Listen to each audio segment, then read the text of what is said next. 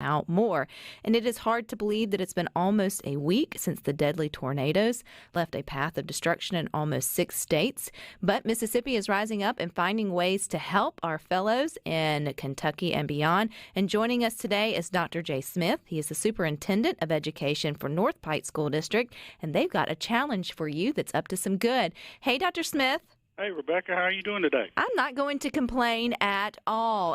So I love this. I just knew it would only take a few days for Mississippians from top to bottom to figure out ways to help those in Kentucky. And you guys have found a unique way to do that as well. So what's going on at North Pike School District?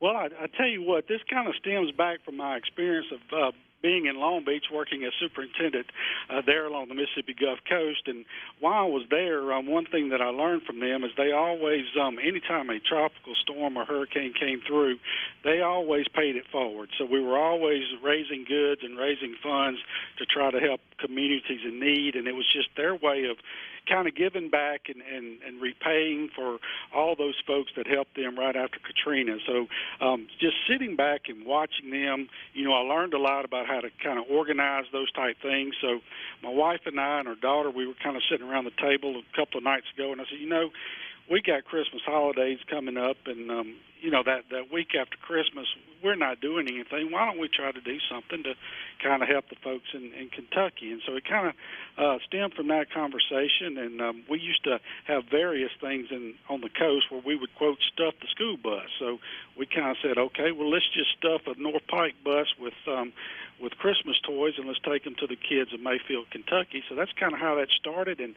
the volunteers have stepped in, Rebecca, and just taken over. So right now I'm not really doing a whole lot. Everybody else is doing all the work. So once we get that school bus stuffed with toys, we will be driving to Mayfield, Kentucky on the 26th to deliver those toys.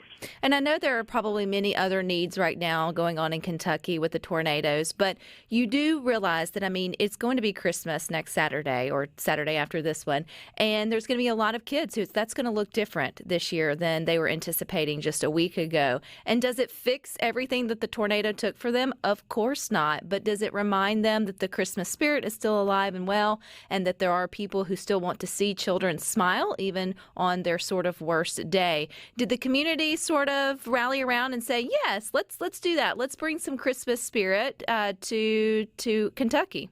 Hey, absolutely. And yesterday was really the kind of the first day that we started organizing, and within a couple of hours we had enough volunteers to kind of oversee the school bus stuffing, if you will, to when folks will be bringing in toys next week. So we will be doing that Wednesday, Thursday, and Friday of next week from 8 to 3 at our elementary campus, and we already have the volunteers lined up and ready to go for that. So I don't think it's going to take us 3 days to stuff that bus, to be quite honest with you. I think we'll get it done much quicker. Well, that's what I'm just going to ask. Dr. Smith, you got a second bus on backup? Because you know how Mississippians can kind of be overachievers when they're called to do something good. Hey, well, I'll tell you, I don't right now, but we may have to move in that direction. So right now we're looking at stuffing one bus and getting those toys up there, like I said, the day after Christmas. So we'll do whatever we need to do on our end. This community is a giving community, as all communities in Mississippi are. So I'm very proud of our Jaguar Nation and what they've done already to step up. So what type of toys are you looking for? Are they new? Obviously, do you want them wrapped or unwrapped? Is it age specific, or is it just whatever your heart's led to sort of bring and do? Well, we want them to be all new. And what we kind of learned after we came up with this idea is the governor's wife in Kentucky is also doing a toy drive for the kids of Mayfield, Kentucky. And they have drop-off points across the state of Kentucky at the various trooper stations. So the difference is all those donations are due before Christmas. And so what we're going to do is kind of fill in the gaps there after Christmas. So they're requesting all new donations, and so that's kind of what we're doing. And just anything, any age group of child, but our hope is, again, to reach the younger kids. Who gets the opportunity to drive the school bus from Mississippi to Kentucky? Well, I tell you, of course, in Mississippi, you have to have a driver's license to drive the school bus. So, since I don't have that driver's license, I had to ask for some volunteers. So, our athletic director, Kevin Martin, has stepped up, and Daryl Brock, who is our career technical center director, he stepped up. They both have the licenses, so they're going to drive the bus, and I'm going to follow them. So, I get the easy job. Do we know about how long it'll take a school bus to get from Mississippi to Kentucky? Well, it's a 6.5-hour drive, so you could probably add about 2 hours on a school bus. So I tell you one thing, Rebecca, that we haven't covered that, if any of your listeners want to help us with, we cannot use our funds to pay for the diesel fuel because obviously they're taxpayer funds. We can use the bus, however, so we still need folks to step up and pay for that fuel cost, which I know that we'll get that taken care of before next week. Any idea what a tank of gas in a school bus costs? I mean, I would have no idea. Yeah, we're looking around $500 is what our calculation is, and so we know that we have some folks that we do business with here in our area that will step up, and that's kind of the least of our worries right now because we know we can make that happen in the next couple of days. So, again, we've just got our volunteers in place, and we're ready to accept those toys next week. Okay, Dr. Smith, you're talking to Mississippi Statewide here on Good Things. Maybe we're not in the area to drop off a toy there at North Pike School. You mentioned the elementary school, but maybe we want to give a cash donation and let someone else shop for us or somehow still help your efforts. Obviously, the fuel fund would be one of those. Is there anyone we can get in touch with or email to maybe, send a donation so we could still provide a toy from maybe a different angle?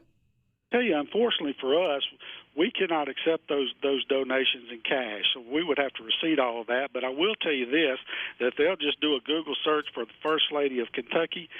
There's tons of information on there where they could make those donations directly to the project that she has going on, and they will purchase those toys on their behalf. Unfortunately, we're just not able to do that. That's okay, but I think that's good to bring up the conversation that there's different ways to help. Maybe we are getting through and traveling for Christmas, and we'll be going through or near your school. So help us. Where are you located? Where is North Pike School if we want to add that on our travel list? Well, we are in Summit, and we are down about an hour south of Jackson, straight down 55, and the address to our school is 1036 Jaguar Trail in Summit. So if you're headed this way to New Orleans or down this way towards Baton Rouge, drop off a toy next week, any day, Wednesday, Thursday, or Friday. I think you need to have a little bit of fun with this too, Dr. Smith, on maybe, wagering. Well, you can't wager with the school, but, not for anything, not any for really wins, but just other than, you win the bragging rights of maybe how many toys will fit in the bus or how many hours it'll take to sort of stuff it, because I'm with you. I don't think you're going to have 3 days. In fact, I think you're going to probably have to find yourself another driver, which would be definitely a good thing to see two buses headed. Yes, ma'am. Well, that's a great idea. We'll certainly do that. So I think that'd be fun. I'm gonna go ahead and put mine in there. I think they're 895. We'll fill up the bus. 895 toys. All right, I got you down first. I have no idea where that number came from, but we'll see if I'm above or below or how it shapes out. So, Dr. Smith, you'll have to give us an update after the bus gets stuffed, and we'll celebrate you guys as you head on to Kentucky after Christmas. So thank you for paying it forward here in Mississippi. Hey, thank you for Rebecca. We appreciate you very much. Pretty cool. Oh, they'll do that. Oh, you will make sure that bus gets stuffed. I know you, Mississippi. Again, he brought up some great ways that if you're not in the Summit area where you can just drive by and drop off, then you could still at least participate in the ways if the toys sort of tug at your heart. We will have other ways coming up here on Good Things throughout the coming days as well as into next week of other organizations that are putting together group efforts on how to help the tornado victims. If you want to stay tuned here to SuperTalk and Good Things for that.